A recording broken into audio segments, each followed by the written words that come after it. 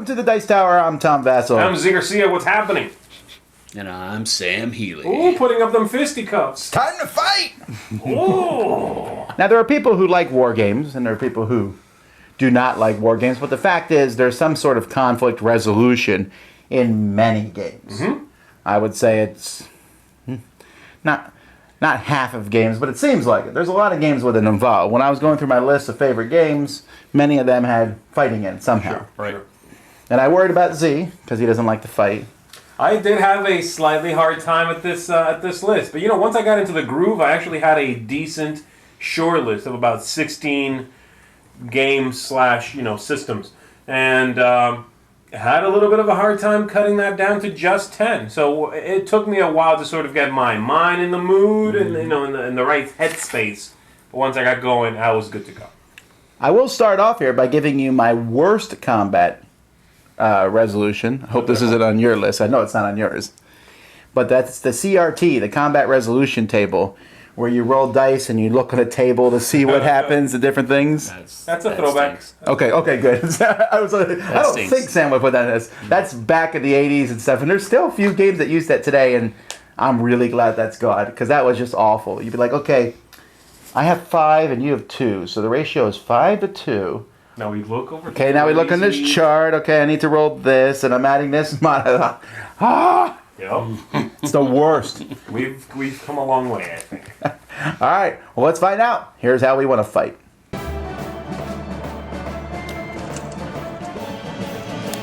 Number 10. All right, my number 10 is probably one that neither of you would have thought I would have put it on there, but a recent game has elevated it to... No, not throat punching. That's top 5, easy.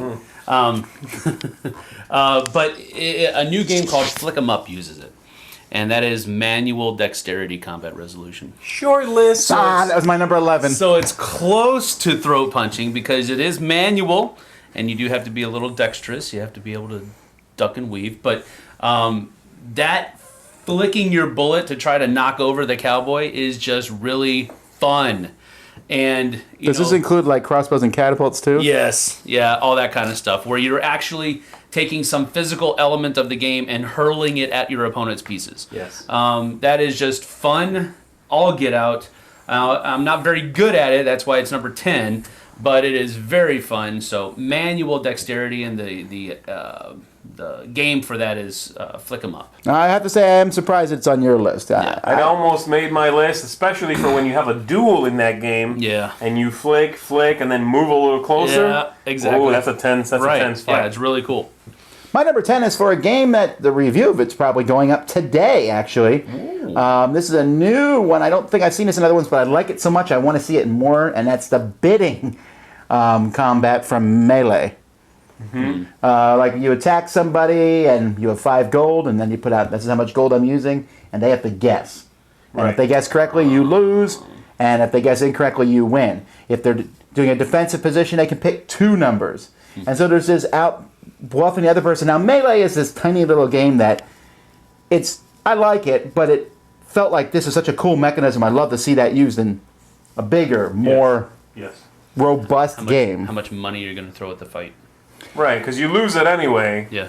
And so you have that double think of, I better spend a lot. Obviously, if you spend a lot, they guess low, you go into the next wave of fighting with less money. Yeah. You've spent your energy, so to speak. It's clever. Now, this is very similar to another one that was on my short list, like from Dune, the combat in Dune. Mm-hmm. You would both use your wheel to pick a certain number of guys that you would send to battle, and you would lose them no matter what. Mm-hmm. So you had to think, okay, am I going to send in a couple guys and win the battle because you're only going to send in one? Yeah, it was a very interesting mechanism, and this is similar to that. So that's my number 10, the bidding mechanism from Melee. My number 10 is a card-driven mechanism in which you need to decide how long you stay in until you decide, I'm out of here because I've spent too many resources. It's seen in a game, the one I'm going to be using for the example is Condottiere, and there's a few other games that use it as well, like Ivanhoe from Knizia has a similar system. That's an old game. And the game that's basically it. You play a fight card, which adds to your total, and then your opponents do the same. At any time you can say you're out of it. but you don't get any cards back. And so the longer you're in it, the higher your risk of a big loss is, but you could win also. It's sort of like a bidding system. As I say, it almost sounds like an auction. It is sort of, right, but you lose everything you've put forth. In an auction, you just retire and you take your stuff back normally. And so it has a great tense feeling. The tension really builds in this system. Especially when someone plays a trick on you late where they cancel something you've done. You know, these games always have interesting cards that manipulate what's happening. So, for me, the card-driven system of pushing your edge, as seen in Condottieri. Okay. Number 9. My number 9, which I'm sure is on someone else's list, is the simple, what you roll is what you kill. And that is most obviously from Memoir 44, although it's also in Battle, not Battle Lore, but Battle Cry, and other games where I'm attacking tanks, so I roll. Hey, I rolled tanks. I killed the tanks. Right. Such a simple, easy combat system. You don't have to sit there again and calculate charts. The tank is only on the die one time, while the troops are on the die 2 times, so they're easier to kill. Right. And I like that. You know, the number of dice you get is based on your attack, and then the defense is just automatically calculated in those dice. Technically, you have 2 tanks because the grenade also counts as a hit. Right, and there's the grenade that hits everything. Right. So there's 2 chances to kill a tank, 3 chances to kill a man, only 1 chance to kill artillery. Right. And that's simple, but again, they took that combat resolution chart and stuck it on the die itself. Right. Yeah. And it's really easy too. You know, sometimes when you're playing these games and you're like, okay, I need 4, 5s, and 6s, and you roll and you're like, oh wait, what did I need again? Was it 4 plus? Here you just look at the pictures. Right. Which all you need is the pictures. I don't need these numbers. But I do like that a lot. So, like I said, it's probably on someone else's list. My number 9, pop-up book fighting. Oh, look, I kill you. Okay, it's not. Actually, my number 9 is the first crossover we have already. What? Melee is my number 9. And Tom was just talking about this, and I found it to be a fascinating system as well. The idea of knowing how much to exert yourself now, with there always being a risk of someone getting in your head and going, you're going to go strong in the first fight because you don't care about the second wave. So boom, I'm going to guess this. Of course, if you thought they were going to think that, then you just spent as little as you can. Never get the land war in Asia. Yeah. I thought it was very interesting. Melee is that system in it. The game is fun. I probably liked it more than Tom did, actually. But the system of fighting is as clever as anything else on this list, I think. I think it's really unique and well put together. So, my number 9, Melee. I don't know. I guess I just don't like it nearly as much as either of you do. Well, we know this is your number 2. No, it is not. It didn't even enter my mind while I was making this list. I don't know. It seems very, very similar to a paper, rock, scissors mechanic where you're just trying to outthink your opponent, and that's it. That's true, although that is another... It's a crapshoot. Well, I think paper, rock, scissors, all the outcomes, they're the same. They're no different from each other. If I spend 4, if I have 6 coins, and I spend 4... Yeah. I'm going to go into my next fight with 2. I'll also probably win, because you're probably not going to guess 4. If you go into your next fight, because I could guess 4. You could, but it's much less likely. Paper, rock, scissors has just 3 similar outcomes. What I'm saying, my guess beat your guess. That's what it boils down to. No, but most people spend 1 or 2, because it makes sense to save those bullets. I guess. I can go for a big push. Yeah. And then be really weak on the next turn. You know what I mean? I don't like it. There is a paper, rock, scissors mechanism. Remember the old what was the one with the had the miniatures of Sphinx, and it was made by Eagle Games, and Age of Mythology. Oh, sure. And this creature kills this creature. So you both would put a creature out in a fist, reveal them, yes, and one beat the other. Yes, not on the list. Well, it's paper, rock, scissors, so I figured he wouldn't have it. All right, mine is the game that I'm going to use to exemplify this one is Small World, and that is deterministic combat. Really? Yeah, well, and again, normally I guess you could say I wouldn't enjoy deterministic combat, but And honestly, it didn't even enter my mind until I was looking at somebody else's geek list, and I saw it, and I was like, you know what? I really do enjoy Small World for the simplicity of its deterministic combat resolution. So that's why I included it on there. Is mainly Small World is what bolstered it to number 9. Otherwise, this wouldn't have made my list. Probably not even close. So just the idea of being able to look at the board and see and be able to calculate in my mind, okay, this is what I need to beat that stack of tiles. So I do that, and now I need to go here. This is what I need. I know what I need. And there's 2 sides to it. You know what you need to conquer. You also know what other people need to conquer you, so that helps you shore up your defenses even more simplistically. So the deterministic combat in Small World, Vinci, if you want to use that one as well. My number 9. See, I don't hate deterministic conflict, but I don't love it. It's not my top 10. Small World, though, elevates it because it's mostly deterministic combat. There's that die you can roll. And I like that, okay? There's that one little bit of that chance, right? It was definitely on my short list, Small World. Because I do like that. It's really clean. Makes sense. I thought of that scene from Dumb and Dumber. Oh, thanks. We just both said something, and then you said... I thought that you guys both remind me of Dumb and Dumber. I don't know why. Where he's talking to is there a chance that we could ever be together? 1 in a million. So you're saying there's a chance. Moving on. Number 8. My number 8 is definitely a very interesting form of conflict resolution because there is no dice, there is no card play, there's really nothing except what you can agree to. And this is basically a negotiation type of conflict resolution. The example I'm going to be using is Dragon's Gold, where you go into a problem, you're having a conflict for splitting loot, and you just need to talk it out. There's no rolling. There's no, I split, you choose. There's nothing else. I mean, there is, let's figure this out. I get this, you get that. No. Then you get this, I get that. Are we closer to coming to an agreement, you know? And so I think that's really interesting. It's conflict resolution where you have nothing to aid you. You don't get anything besides what you can talk the other person into giving you and what you can maybe strong-arm someone else into handing over. That's it. So my number 8 is Dragon's Gold, or really any conflict resolution method that's driven by talking alone. Like what? I couldn't come up with any other really good examples, but that's what I thought. That's really weak, I think.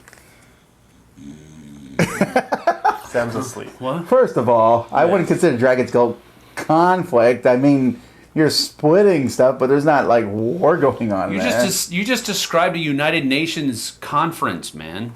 Oh my goodness, how boring is that? No, I get that in life, this is the best way to handle conflict. You're right, it is good. In a game, though? Yeah, it's interesting. It's different. That's more negotiation. I don't think it belongs in this list. There's a reason it's unique. Anyway, that's my number 8.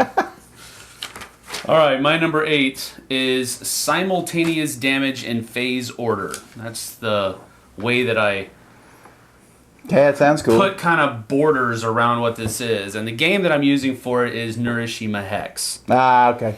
Where you set your pieces the way it's supposed to be set, and that's the way that damage is dealt. Now, you can manipulate those pieces by other pieces, by rotating them or moving them and that type of stuff. But generally speaking, when you place something on the board in the direction that it's going to be causing damage, that's where it's going to be causing damage. So now your opponent has to either try to take the brunt of that damage or avoid it completely, which then restricts the number of spaces that they can place things on the board. Mm-hmm. So Zee can tell you I'm not good at this, so that's not why I made the list. But I enjoy that style of combat. So Nurishima Hex's combat system, I don't know that it's used in other systems. I tried to put some thought into this, and I just couldn't come up with anything else that was very similar to it. But it's really enjoyable. It's like the combat system is the game. That's the thing. Yeah, exactly. So I really enjoy it. Thoughts on this? You agree? I think it's a very interesting game. It's not on my list, and I like it considerably more than Sam does. because I don't consider it to be a combat system. That is. But you just said talking in a... That's part of the game. Fighting in Hiroshima Hex is the game. Right, it's combat. It's two So how is that... two sides How does that resolving disqualify it? combat. Right, which is, I thought about player-triggered combat, like you choose when you fight. That almost made my list. But setting up and then fighting, like in Hiroshima Hex at least, I'm not saying it's not a valid system in maybe a game that has something else going on, but that is the whole game. Like, that is the game. There's... No one's arguing that that's not the game. That's combat resolution. The whole game is resolving a battle. My only caveat would be that I think it's more of a subset of the small world deterministic combat, because it is deterministic combat. There's no randomness there. You put it down and that's what happens. Yeah, but there's speed matters. True. When something fires. Phase order is phase order. That's why sure. I included that, because No, it's a valid choice. I just didn't put it on my list because, I don't know. I really like that game. I don't think I can see that combat system being something I can pull out of it and go, I really want to stick this in other games. Oh, I think it could work in a lot of different ways. That's a very good way to, because it's simultaneous. Usually, the simultaneous nature of a battle is abstracted away in most combat resolutions, where I fight and then you fight and then we both remove our things, but we both get to shoot. Right. Hiroshima Hex kind of takes care of that problem by resolving everything simultaneously, but in phase order. Right. So I think it would be a really cool implementation in some other system. I don't know what system. I didn't really think about it that way, but now that you said that, I think it would definitely work. Cool. My number 8 is not necessarily a guilty pleasure in a sense, but it's just it's a combat system My Little Pony fighting resolution. No. But I think I like it, not because I think it's the best combat system, just because it's fun, and that's D20 combat. This shows up in Warlord, the card game. It also shows up in the Dungeons and Dragons board games, Castle Ravenloft and stuff, where you basically say, I need a number to hit you, I roll my 20, here's my modifier plus whatever. And there's just something for me about rolling a 20-sided die. RPGs. And it's also in RPGs. The 20-sided die for attacking is just something I like. There's something to be said for buckets o' dice, which was almost one I put on my list, like buckets of dice. But there's also something about rolling a 20-sided die, and I like it. I know that it gets a lot of hate from some people because it has a very wide range. Right. Probably technically rolling 4 6-sided dice or 3 6-sided dice is better than a 20. I just like it. So my number 8, the D20. Number 7. My number 7 is a system that is seen in Senji, and it's a system in which when you fight with someone, you take all the dice and roll them. And each die shows on every different face one of the factions at the table. The game plays with 6 players, and it's really best with 6 players. Once you've rolled all this stuff, the dice that show you, your clan, well, those are yours. And then the opponent takes theirs. The other ones that are for people not involved, you can use them if you've received previous support from them and have the card to prove it. And it's really interesting because it allows for a great amount of flexibility, and it allows for really interesting surprises where we roll, there's a third player that's not involved who happens to get a lot of hits, and guess what? Those dice are helping me now. And so now I just suddenly have this troop that just joined my army, and now they're on my side, and we just crushed you. I think it's a really neat system. Again, it's that whole matching pictures thing that works really well. It's just your symbol and your color. And then it's the card play on top of that, where you get to say, haha, I have so-and-so's help. And the really interesting part in that game is that you could technically have received that card not from that player, because somebody else over there might have made a deal, taken the card, and then you made a deal and got their card. So they don't even know that you're about to pull a surprise and use those dice. Really cool stuff. I think the fighting mechanism in it is extremely clever. Senji. That's my number 7. I have not played this. Neither have I. My number 7 is in the game that Sam has not played yet either, but will at some point. And that's Battle of 5 Armies. And that's where I say the dice mixed with cards combat, almost a little bit what you were just talking about, but I like how you play a card and the units you have in battle matter because if you have in Battle of Five Armies a whole pile of different units, you have more cards that you can use. Right. However, if you have a whole bunch of one unit, when you use the card, those units become that much better. And so it's kind of a mix, you know, having a whole herd of cavalry is useful, but at the same time having a mix with a troll or whatever all the different forces are. I really like the combat. I think it's the main thing I like about Battle of Five Armies, which is excellent, excellent. I will say I just watched a movie a couple days ago, and yeah, War of the Ring is better than Hobbit, but that's neither here nor there. Lord of the Rings. No, Lord of the Rings, sorry. You said War of the Rings. War of the Ring, the game, sorry. Okay, cool. All right, my number 7 is what I called resource allocation to enhance the die roll. You're going to love typing Ain't nobody typing that. Sam's choice. That's what everyone's going to say. Sam's choice. The resource allocation to enhance the die roll. The game that brought this to mind was Jamaica, where you get into a battle and you can use your cannon powder tokens to enhance your die roll. But even if you do that, you're like, oh, I got this in the bag. They roll the explosion side on the dice, and it's like, it's all gone anyway. So there's always that chance, we were talking about that earlier, that even if a person uses 10 cannon powder or gunpowder on their roll, you can still roll that explosion side of the die and win. And then the other part is, I got to use these 5 gunpowder. And then you roll the explosion. I didn't need to use them, you know, that type of thing. So I just really enjoy that decision-making process that kind of spices up the whole combat resolution part of it. It's still swingy, and it's still very light, but I really enjoy it. That would be my number 11. 11, really? That's cool. I like the idea of it. I just think it's funny if you're like, hey, you want to play Jamaica? Well, what's it about? And then you say whatever that you just said. I'm out! Another game I almost lumped when I was going to choose them is Yggdrasil. It's a co-op game, but when you fight, it's really interesting because you can spend goods ahead of time. They're like, I don't know, fighters or something. You roll, and if your roll was still not good enough, then you can spend the elves after the roll. It has 2 currencies. The elves? Yeah, it's like, you know, what you get, whatever. Here, get in the battle. And so there's a currency which is much easier to get, but you have to spend before you roll, and the other currency which is much harder to get, but you can actually see what you rolled. Okay. It's really neat. This isn't another game where you spend before you roll to see if you do something.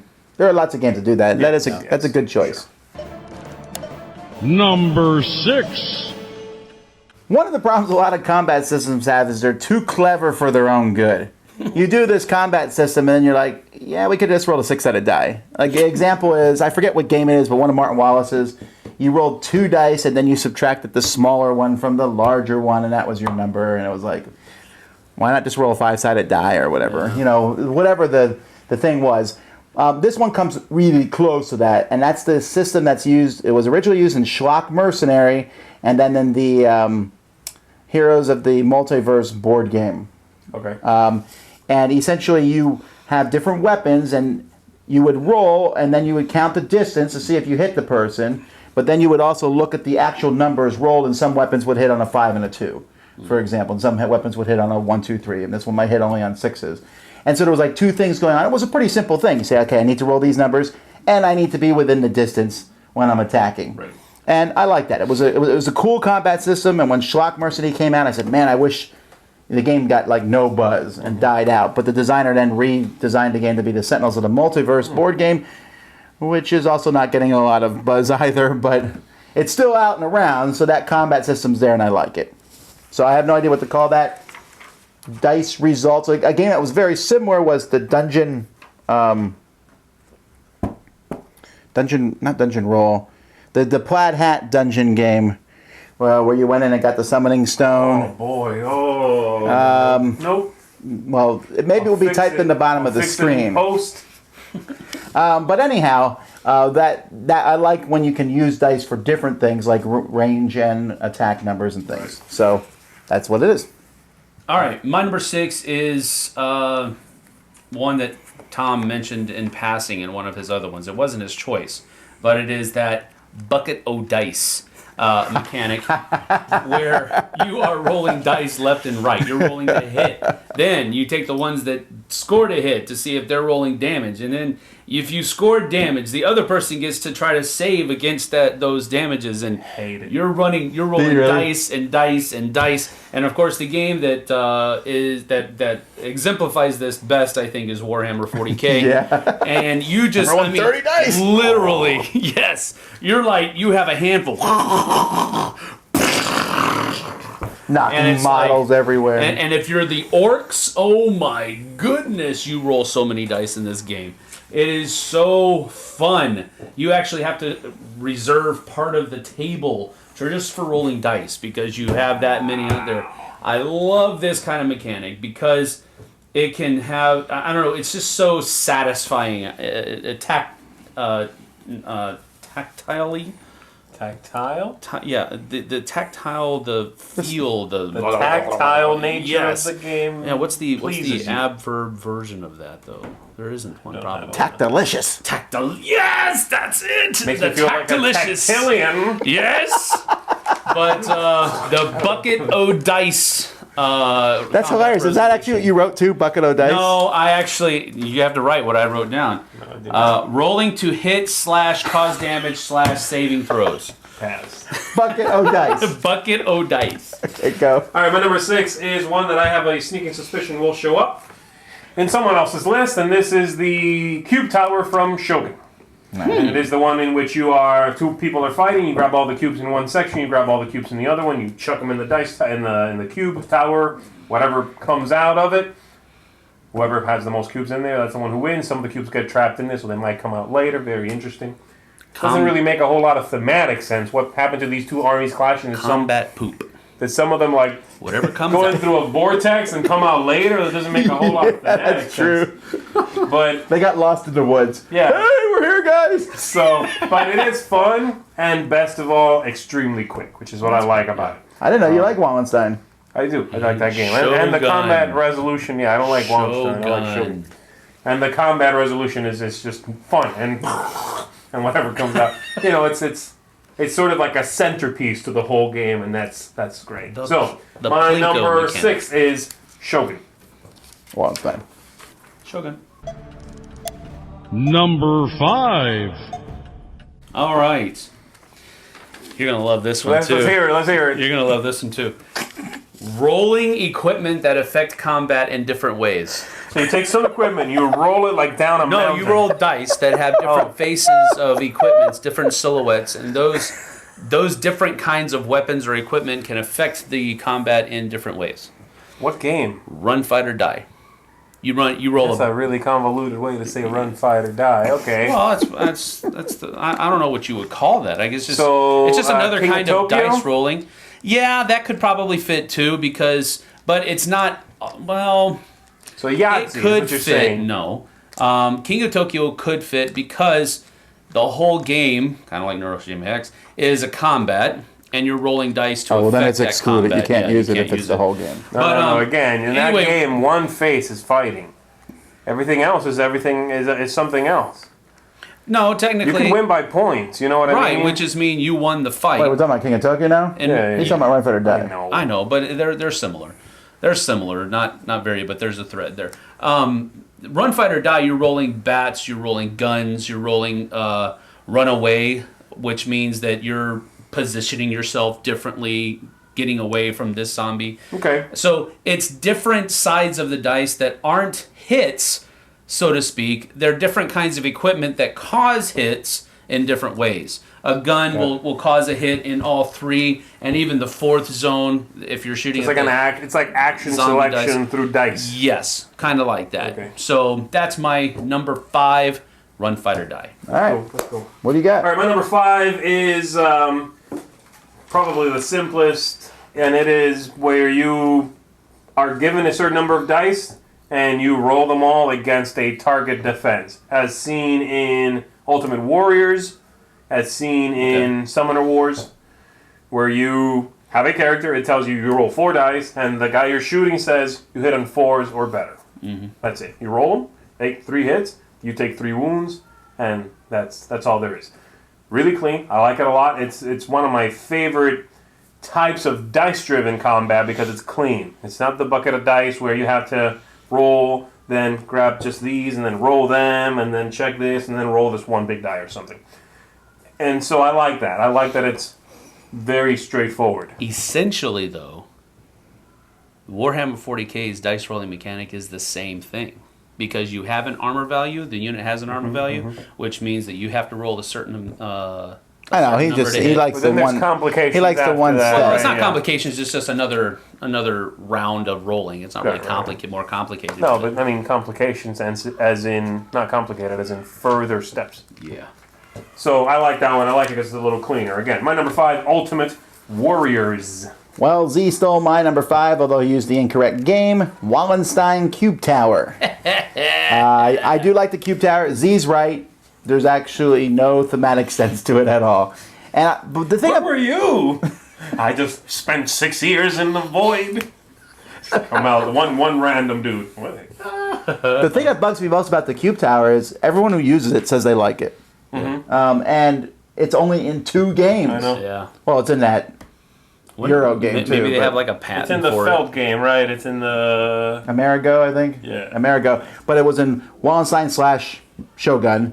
You know, two. Shogun / Wallenstein. Okay, whatever. And then it was also in that. Technically, I know. one. Then it was also in that Crusade game. That there was a Crusade game. You never played that one? I can't think of it. In Zeichen des Cruises, there was never an English version. Yeah. And in this game, The you're a German. Crusader army, and you have to conquer Jerusalem. And so you move on the way, and on the way you would attack different towns. You Okay. attack both the Muslim towns, and you would attack Christian towns. You didn't care. You just wanted supplies. Got it. So you go along, and then the first person who got to Jerusalem did an attack, and if you lost, that meant the second player would win because they had to fight the leftover stuff. It was a pretty fatal flaw in the game. Yeah. Wow, okay. All But right. it was entertaining, and I like that Cube Tower use of it. But that game came out, actually, I think before Wallenstein. Could be. And then, And then, so then Dirk hadn't fixed it. yes. So anyway, the Cube Tower. Number 4. All right, number 4. You're gonna love this one too. Specialized dice that have better or worse chances to hit. You could just say specialized dice. Okay, I made this This list is at like Memoir 1 o'clock in the 44. morning. Succinct Okay? here, sir. This is Memoir 44? No, Because it sounds like what you're saying is Memoir 44. I guess that's one of them. Customized dice with better or worse chance to hit. No, that's different though because Are you're you saying not, like dice that say 1, 1, 2, 2, 3? Memoir would be the ones I'm thinking about is like Imperial Assault or Descent, where you have different ranges, surges, Got it. and your heroes don't all roll the same dice. They roll different dice based upon their specific abilities. Got it. So that's what I'm talking about. That combat system is Got it. where I'm going here. Okay, so I think it's cool because first of all it has that layer of differentiation. I'm not like everybody else. I don't roll the same combat dice as he does. I'm better at hitting in melee than he is in melee, but he's better in range than I am in range. So there's that level of differentiation there that I enjoy. And I also like the different uses of the die. There's numbers on it that say how far away you can hit. Then there are surges that can possibly bolster your attack. So the specialized dice in combat is one of the things that I enjoy the most. I mean, it's we're talking top 5 already here, so that's what I'm going with. Imperial Assault Descent style dice. Got it. Mine is somewhat shorter than Sam's. Mine is called Multifunction Dice. And the games I'm using are Descent and Imperial Assault. So we got it. Yeah, but I was able to get it I to made my one list at 1 word. o'clock in the morning, okay, people? Give me a break. While rolling buckets of dice. Yes! Deafening noise! No, but I agree with Sam. I like the fact with Descent, I like rolling the dice, and it does range, hit points, and then the surges, which might activate stuff on the cards. I like that. I think that's a cool combat system.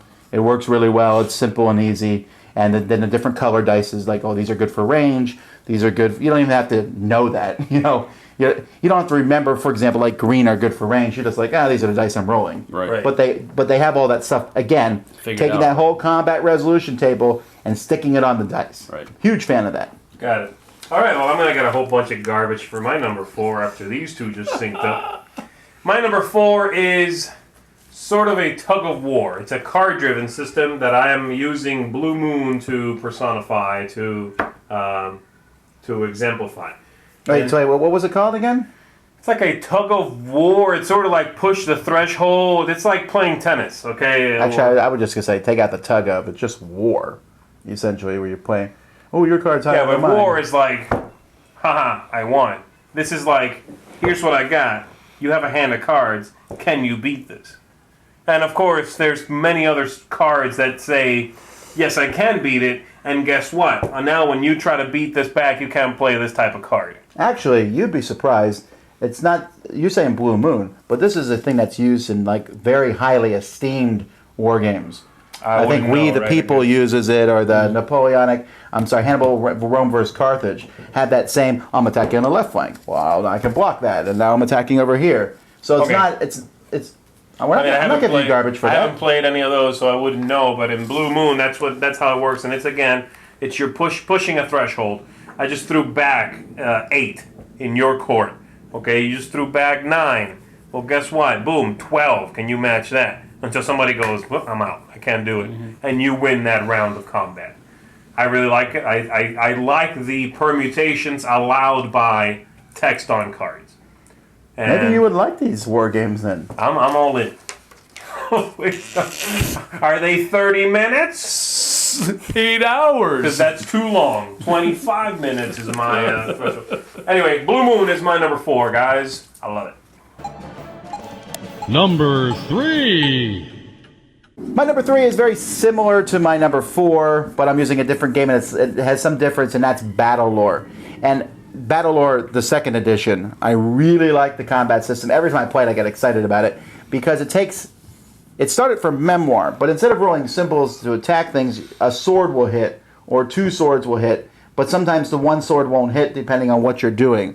Or sometimes you roll symbol, and that symbol activates a special ability of your card, which I like.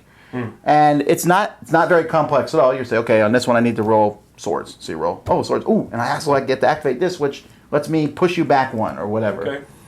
Very clean combat system. I mean, Battle Lore just keeps raising up for how much I love that game. Yeah. And I know that to me, I get garbage when I say this, but it replaces the games like Warhammer and things for me, because yes, I know I'm not rolling buckets of dice. I'm probably at most ever rolling 4 or 5 dice. Right. Weak. But it's all that stuff is in right there, and I can still do cool powers and things. Right.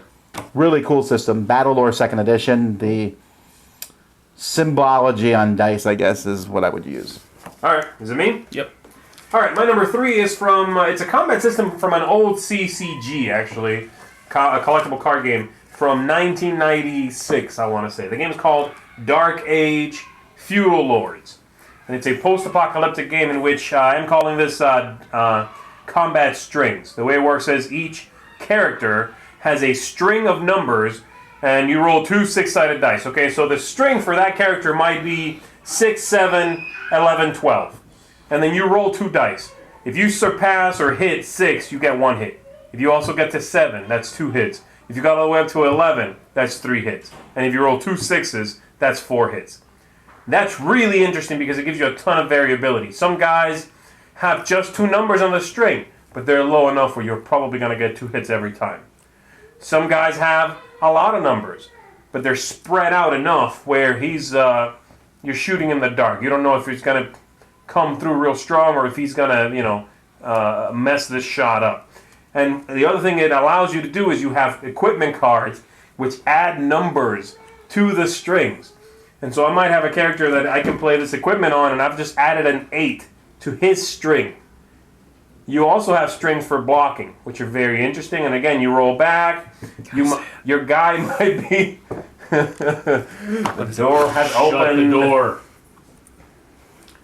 Don't listen to me. Say it, Tom. Say it. No, it says he's like 2. Jimmy. Anyway, so I like that system a lot. I think that combat string idea gives it a lot of gives the game designer a lot of variability. It's very interesting. That is my number 3, Dark Age Feudal Lords. That's really a obscure system. That's interesting. Yeah. Right. Oh, it is interesting. That Very sounds good. It sounds fun, but It's really good. All right, my number. We're on 3s, right? we are. Hit me. Totaling the power of ships present, which can be altered by card play. Come on, there's got to be a better way to say that. 1 o'clock, people. I was going what I could. Rolling the ships. No. Can be altered. There's power. Star Wars CCG is the one that I'm coming to. So at a planet, you would have, if I'm the Rebels, I have a Mon Calamari cruiser, 2 Corvettes, and a squad of X-Wings, 3 X-Wings.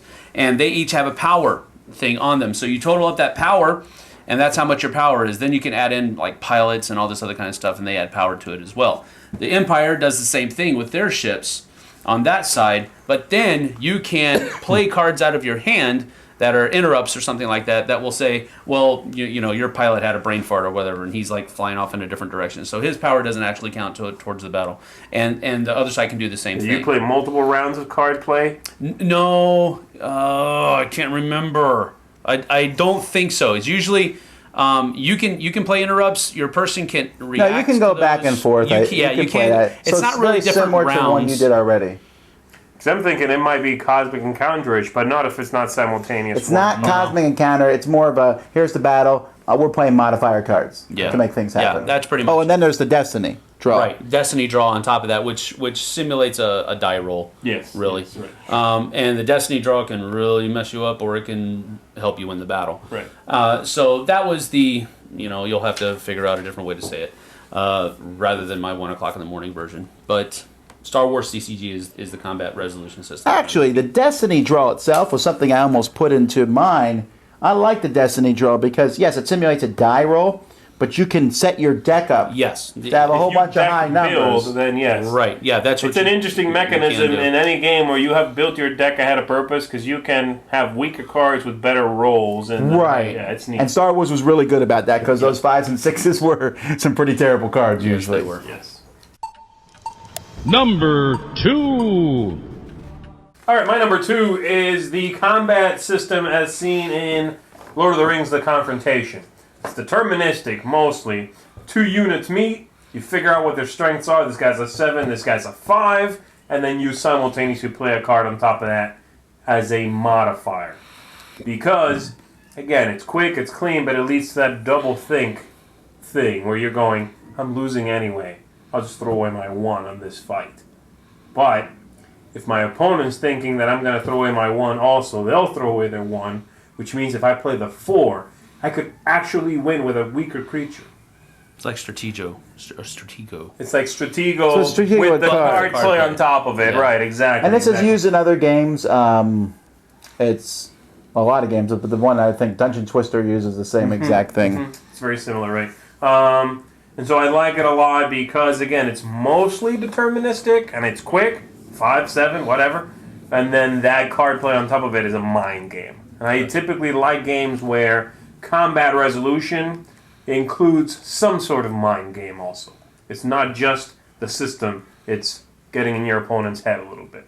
So that's my number 2, Lord of the Rings, The Confrontation. It's a lot like Stratego, with then, boom, a little something on top. Cool. All right, my number 2 is Truckloads of dice. already been mentioned Just a by... big die. The game is just one big die.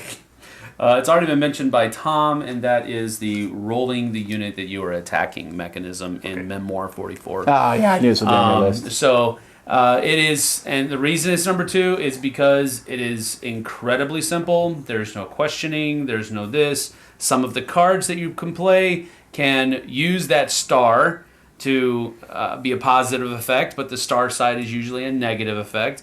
The grenade is always a cool side to come up because it's always a hit no matter what you're shooting at. Right. So that whole system, taking that CRT and putting it onto the dice, like we've already said before, is ingenious. So I really enjoy that mechanic. Of course, it's number 2. We've already talked about it, so I'm not going to belabor the point. But rolling the silhouette that you are attacking in Memoir 44. Now I'm just curious what his number 1 would be. Yeah, I thought that was your number 1 too. All right, my number. The one thing I don't like in combat games is the lack of a chance for things to happen. Now I get it that a guy with a spear shouldn't be able to take out a tank. I know what this is. Okay. But I mean, I don't know. we used to play Warhammer. There were times where you had like an armored vehicle, and there's a squad is out there, and there was nothing they could do. You roll the numbers, you do this, and the numbers don't The happen. holy hand grenade, man. So I like the opportunity to be able to win at all odds. So my number 2 is what I call the burst system from Arcadia Quest. And did you write it? Exploding dice. Yeah, same thing. Exploding dice. I love that thing where you roll the dice and you get it. Oh, I can roll again. And there's a chance you could get again. And yes, you probably will lose, but there's always that outside chance that you shot the fuel line and it blew up the whole thing.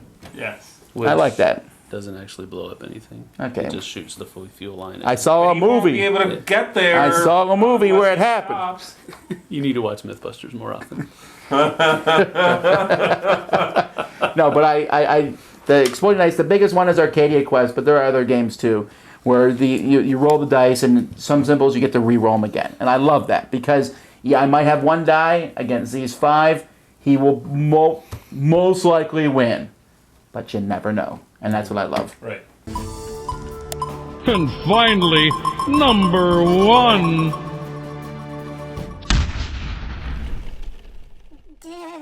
All right, you ready? Here we go. Ready? All right, here we go. 1, 2, 3, shoot. So you're out. Yeah! There you go. 1, 2, 3, shoot. 1, 2, 3, shoot. Such a good combat resolution mechanic. Wait, I should use a chart. Wait, if this Z said this, Scissors. and you're sitting in a slightly different Touch chair. paper. The red shirt gives me a +1 for no reason. I'm wearing red, so I get to move an extra inch. Sorry. Go ahead. All right, my number 1 has already been mentioned by both individuals sitting at the table with Really? me. And you want to take a guess? You want to take a gander? Oh, the cube tower. Yes. Yeah, The yeah. Cube Tower in Shogun / Wallenstein. The Cube Tower is one of the most innovative, I guess you could say, It's definitely. ways of resolving combat, and I do think it's thematic because when you throw a bunch of cubes down to that tower, and the more battles you have lost, the more cubes you have in that tower still, which means that you're learning from past losses. That's like a serious extrapolation And of then what happens, man. when you throw it in there and more of those things comes out, you have learned, and now you are the master. If you assume that what you're throwing in there is experience and not people, then yes, I guess I agree with you. Again, this is at 1 o'clock in the morning. Normally, though, But what happens I is did think about people this. fight, some get lost in the battle, but they apparently reappear several months later when 2 other armies are fighting. No, it's- and they just kind of like come out of the... It is thematically What happened? representing the general's prowess in battle. He's learning from his past Either mistakes. that or alien abduction. Yes, one Okay, of the actually, two. I give him credit because honestly, what does a die mean? A die means that when you hurl rocks at the end... Continue. So my Cube Tower, my number 1 is the Cube Tower from Shogun. It's the most memorable in my case, and that's why I put it as number 1, because really, rolling dice is rolling dice with different variations between game to game. But this Cube Tower was just like, wow, this is out of the box. And so I had to include it, my number 1, the Cube Tower in Shogun. Very good choice. I feel very bad for my number 1 because this is the dice tower, and there's no dice in my number 1, but that's card combat. Now, this is a larger category, but I really like it in games like Blood Rage. I really like it in Cosmic Encounter. Okay. I really like it in Kemet.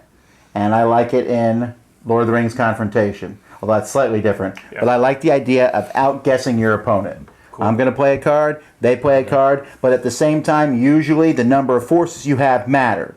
And if in Cosmic Encounter I have 30 ships and Sam has 2, probably I'm going to win that battle. Although in Cosmic Encounter, all sorts of things can happen. Kemet's more straightforward, right? I have a bigger force, you have a smaller force. I'm probably going to win. Now the question is, what damage is going to happen in that battle? Kemet's probably my favorite of the card combat systems. Interesting. I really like the fact that you have the attack, the defense, and the damage.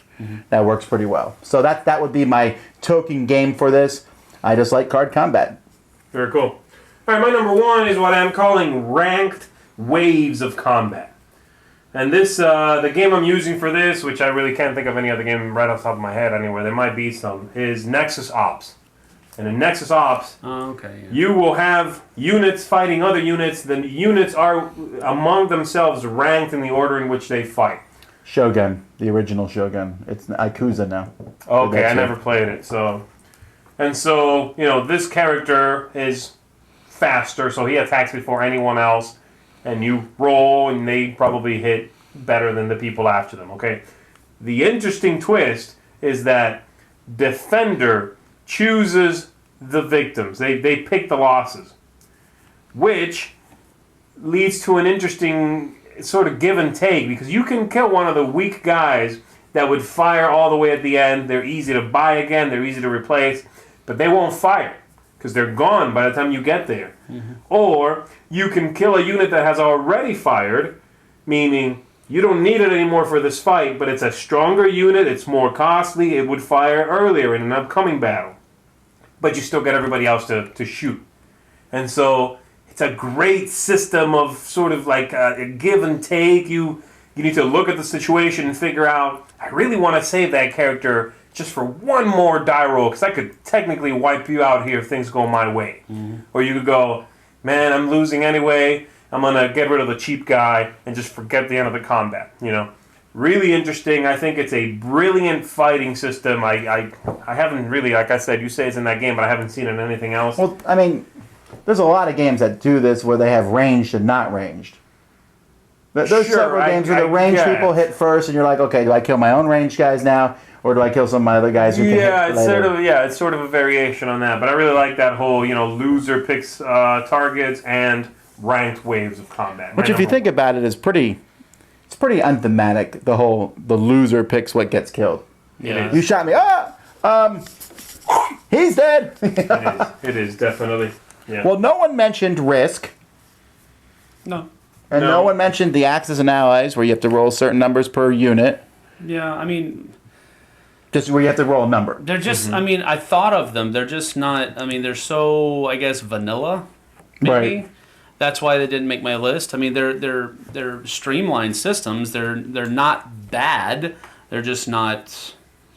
There's a lot more exciting systems now, I think. Yeah, they're not as exciting. I mean, they can be, especially when you have that one guy that's standing up against a horde of people that are onslaughting. But it can be exciting, but it just usually isn't. Tell you one system that almost made my list: the fighting in Deadwood, the worker placement game. Okay. Because when you go into a space that someone else has taken over, it's like it simulates a gunfight. Right. Perfectly. Yeah. Because you roll one die. You first spend some bullets, right? Which means you might be able to boom, boom, roll a couple of quick ones. Yeah. But on a 5, you wound them, and they go away. On a 6, you kill them when they lose that worker. Yeah. And you roll, don't get it, then you shoot back. Mm-hmm. Then I shoot, then you shoot. Yeah. And it's a great duel system. Yeah. Very tense. All right, folks. Well, what do you think is the best way to fight in games? Tell us in the comments. We hope that you enjoyed this. We'll be back in a couple weeks with another Top 10. Until then, I'm Tom Vasel. I'm Zee Garcia. Thank you, folks. I'm Sam Healey. See you on the flip side. Woo!